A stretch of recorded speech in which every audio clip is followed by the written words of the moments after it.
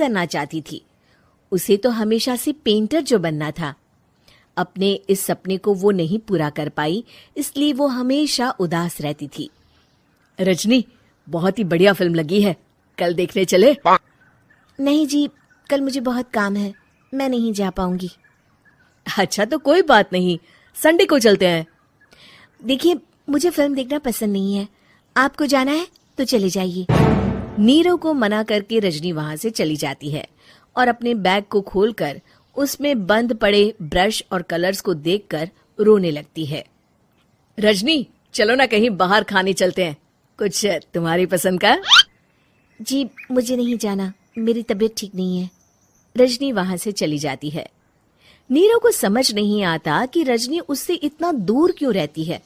वो जब भी उसके साथ वक्त बिताना चाहता है, रजनी कोई ना कोई बहाना बना देती है। एक दिन घर पर कोई नहीं था।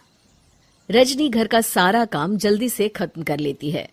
घर पर अकेले होने के कारण वो सोचती है कि वो आज पेंटिंग करेगी। वो अपने कमरे में जाकर पेंट ब्रशेस और कलर्स निकालकर जैसे ही कलर मिक्स कर रही होती है कि दरवाजे पर बेल बज जाती है।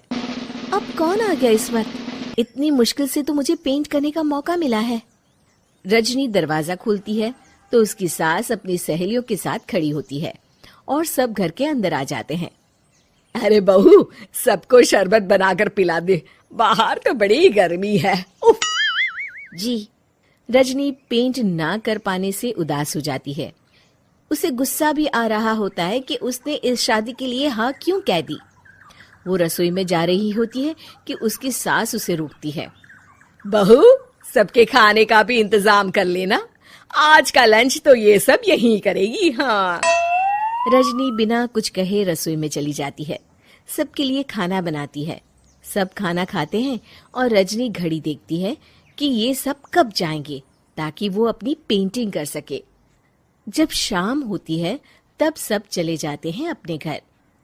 अरे बहू, सब तेरे खाने की तो बहुत तारीफ कर रहे थे, सबको बहुत अच्छा लगा खाना। आपको मुझे सुबह बताना चाहिए था ना कि आपकी सहेलियां आ रही हैं। पता भी है कितना वक्त लगा सारा खाना बनाने में। अरे बहू, तू ऐसे कैसे बात कर रही है मुझसे? तो और कैसे बात करूं? मैं इस घर की कोई नौकरानी नहीं हूं कि इतना काम करूंगी। रजनी अपने कमरे में जाकर दरवाजा बंद कर लेती है।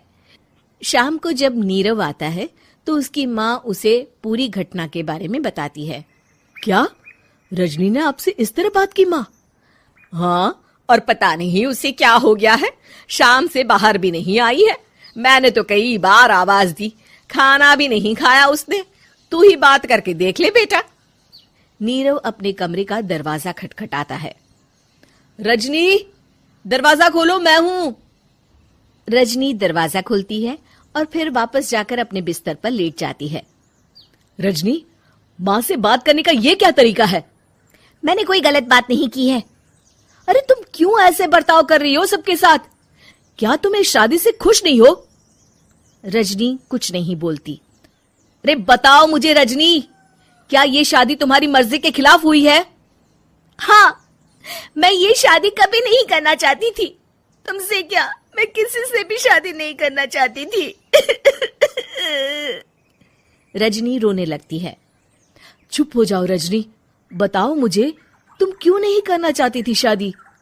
रजनी बेड के नीचे से अपने पेंटिंग्स, कलर्स, ब्रश, पेपर्स निकालती है। इतने में उसकी सास भी कमरे में आ जाती है। ये देख रहे हो, ये थे मेरे सपने। मैं पेंटर बनना चाहती थी, पर माँ पापा ने कभी सपोर्ट नहीं किया और मेरी शादी करवा दी। मेरे सारे सपने टूट गए।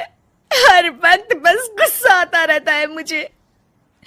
मैं जानती हूँ कि आप लोगों की इसमें कोई गलती नहीं है, पर मैं क्या करूं, मुझे समझ में नहीं आता।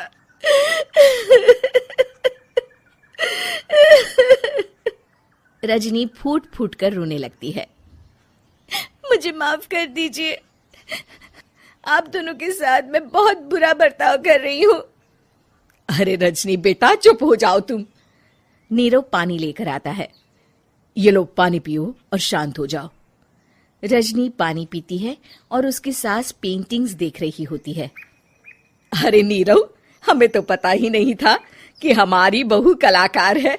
अरे कितनी अच्छी पेंटिंग्स बनाई है, देखो तो। ये वाली तो मैं अपने कमरे में ले जाऊंगी। आपको ये पेंटिंग्स अच्छी लगी? अच्छी नहीं, बहुत अच्छी लगी। और तुमने हमें बताया क्यों नहीं? तुम जब चाहे पेंटिंग कर सकती हो रजनी। हम